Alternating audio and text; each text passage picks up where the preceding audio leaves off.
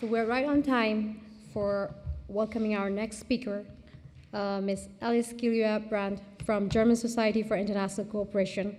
Her talk is entitled One Health in the Selva Maya Region, Politics of Not New Approach for Pandemic Prevention. Please join me in welcoming Ms. Alice.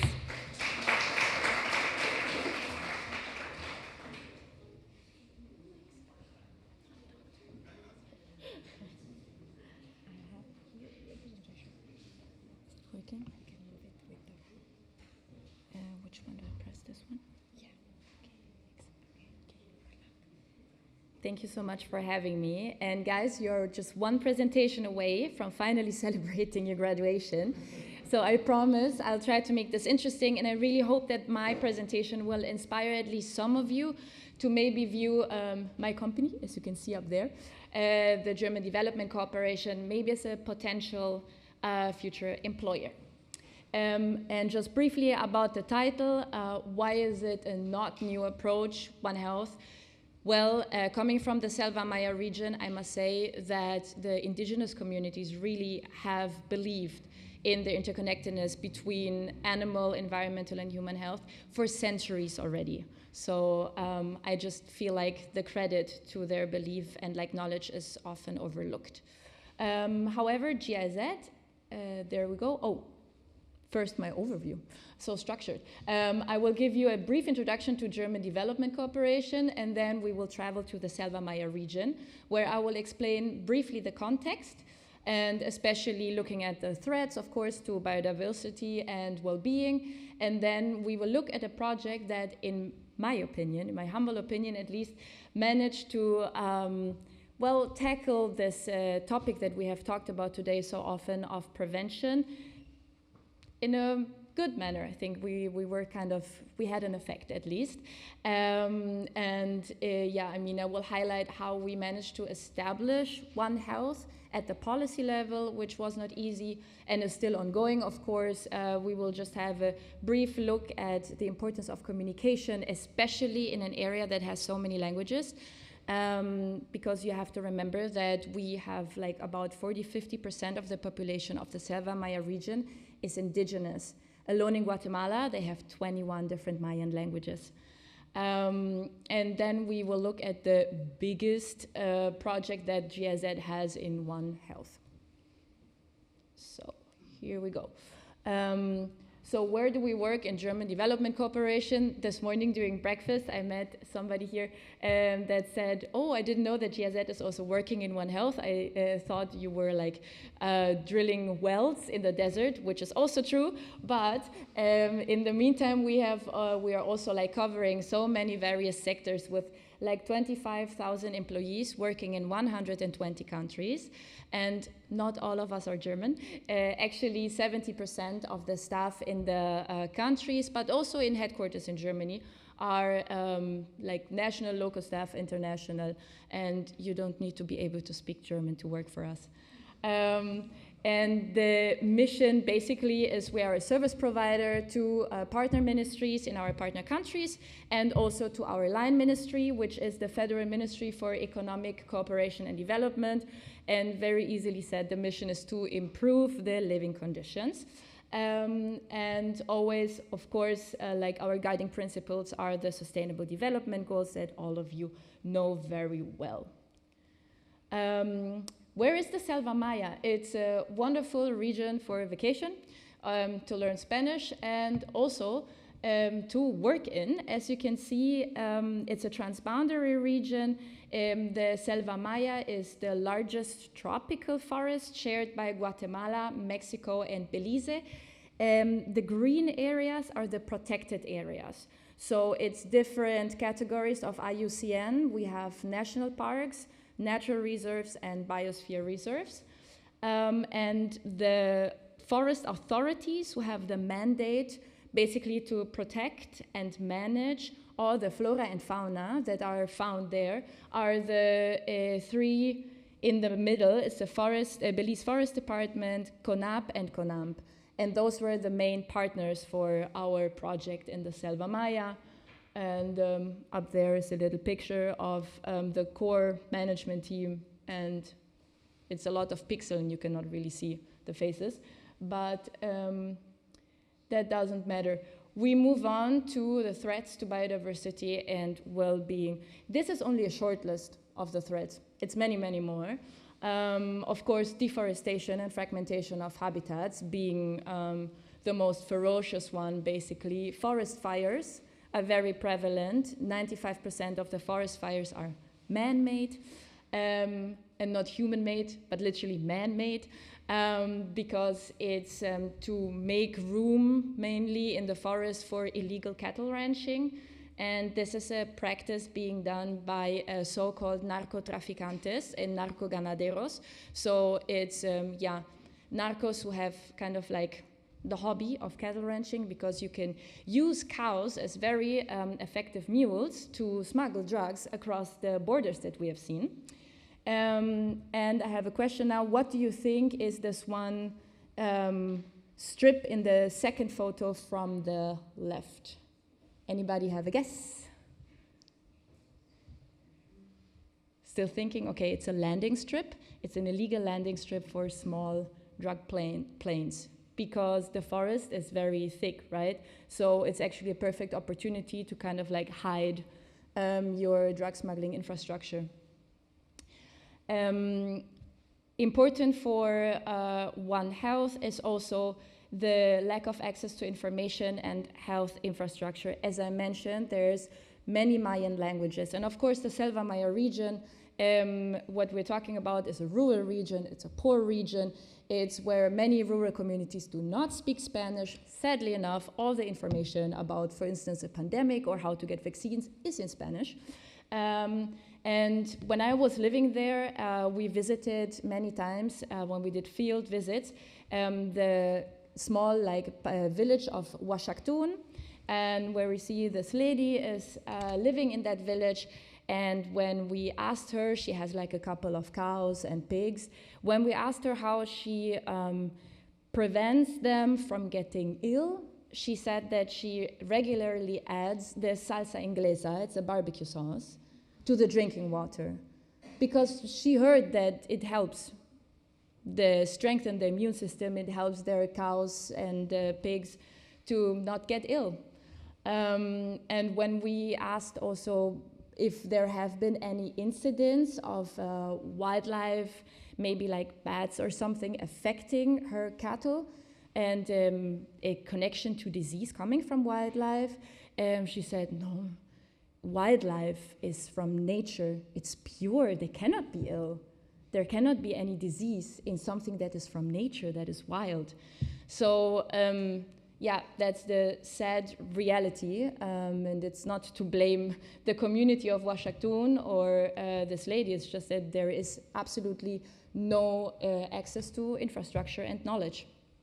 And I mean that a village even, it has absolutely no internet coverage. It's super difficult to get there.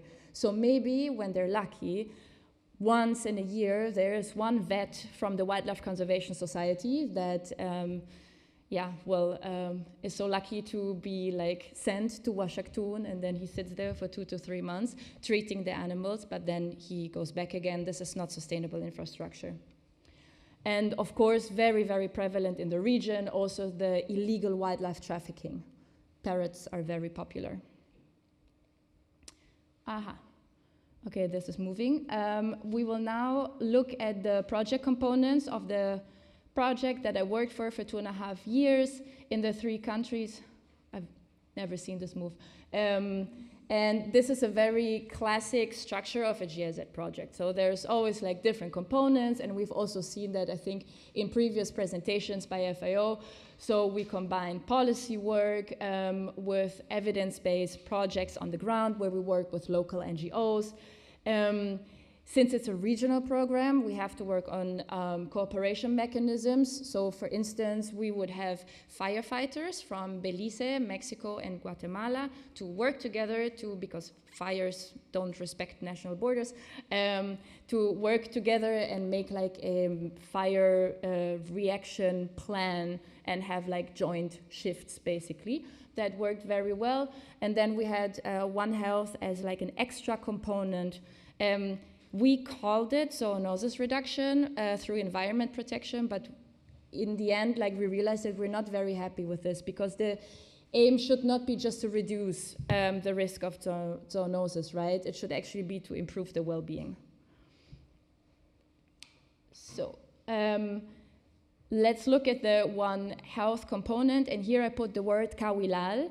Kawilal is a word in the Mayan language Kekchi, and Kawilal means, and has been meaning for centuries, I repeat, the holistic well-being. So really, like, it means the well-being of humans and their ecosystems, and everything is part of a bigger structure. What we did is we created an alliance. It's always good to tackle something as an alliance.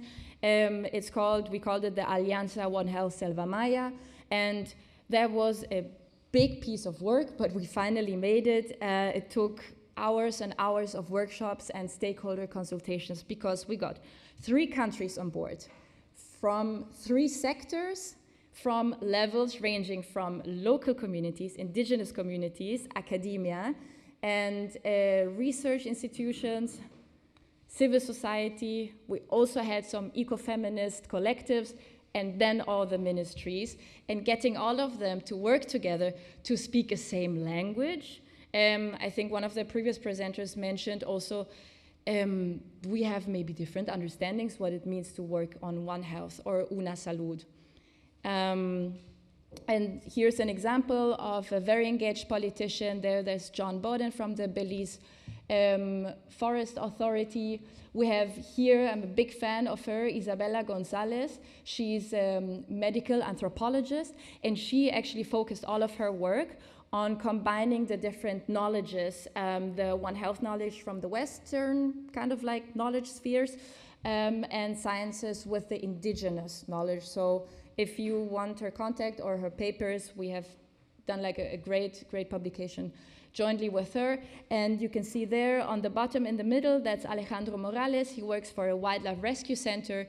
And together with him, we have done some diagnosis of wildlife muestras. You know what I'm talking about.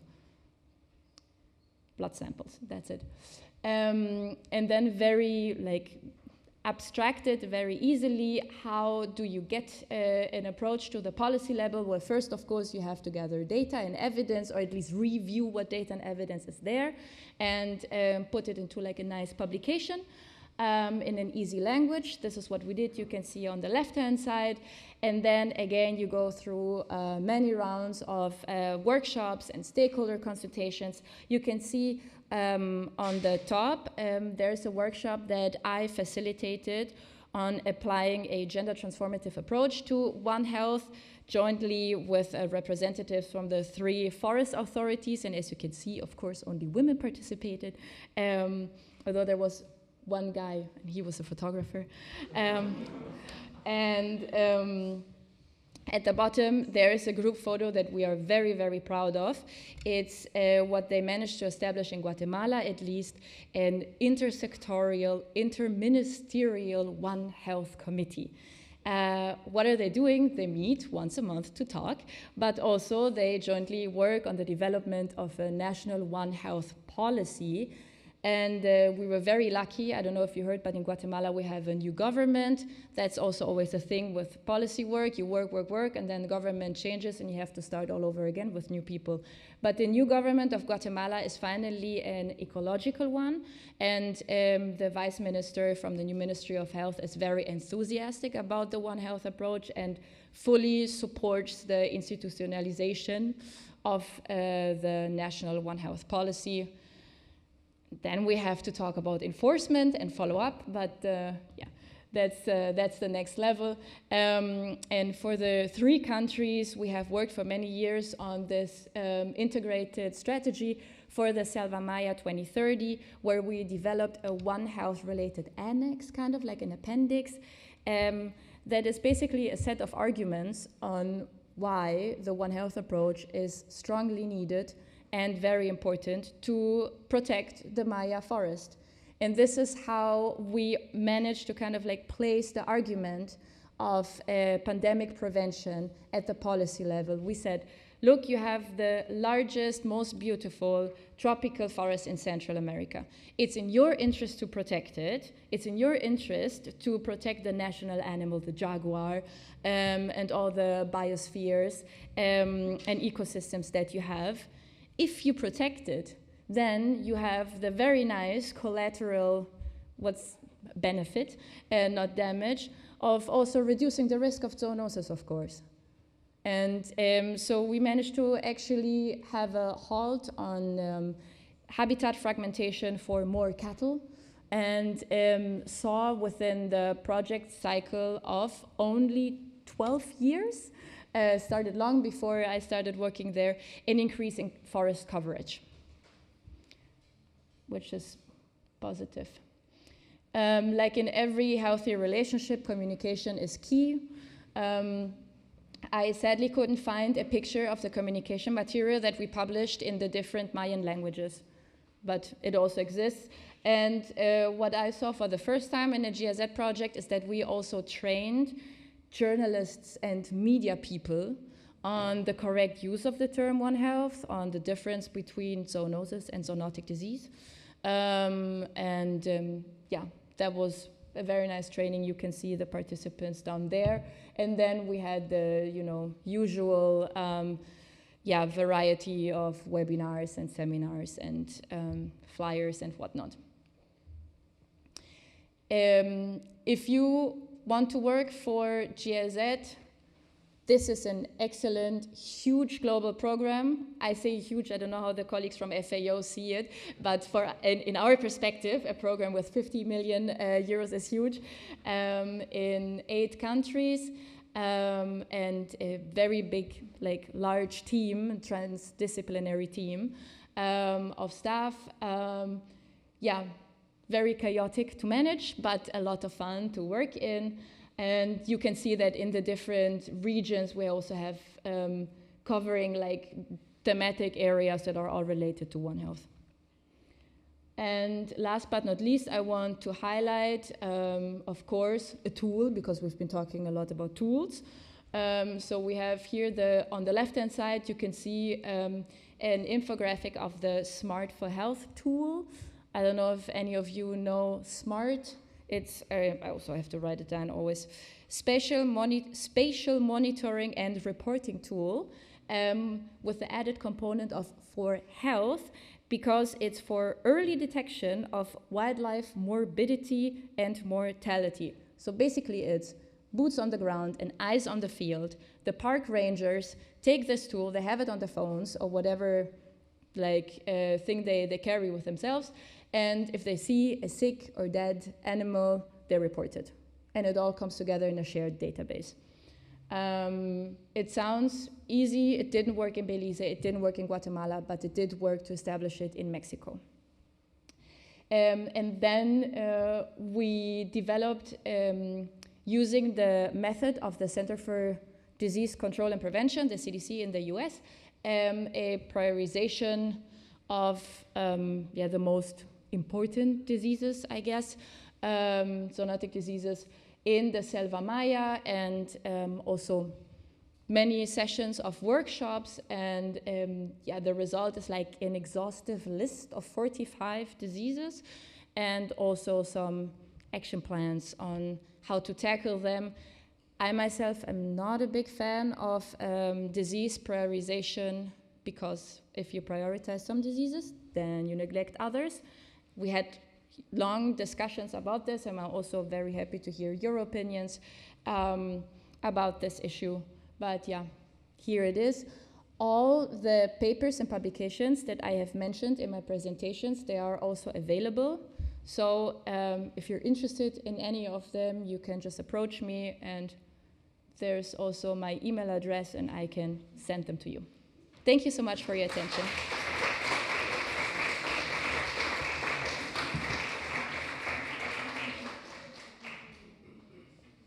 Do we have any question for Ms. Alice from the audience? Okay, we have one there.